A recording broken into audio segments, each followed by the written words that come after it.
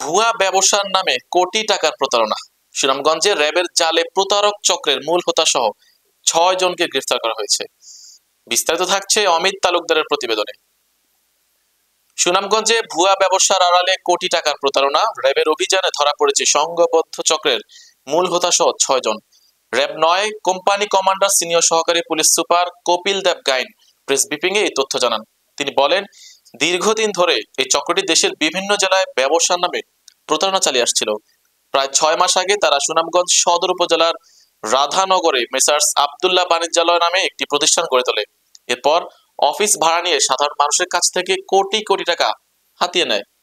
র্যাবের তদন্তে জানা যায়, একই কৌশলে চক্রটি একাধিক জেলায় প্রতারণা করেছে। র্যাব 9 ও র্যাব 13 এর যৌথ অভিযানে 11ই নভেম্বর রাতে গাইবান্ধা জেলার বিভিন্ন স্থানে অভিযান চালানো হয়। এতে মূল হোতা সহ 6 জনকে গ্রেফতার করা হয়।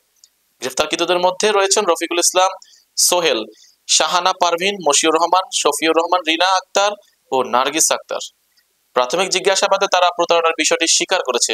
কপিল দেব গাইন বলেন, আমরা তাদের কাছ থেকে গুরুত্বপূর্ণ তথ্য পেয়েছি, তদন্ত অব্যাহত আছে।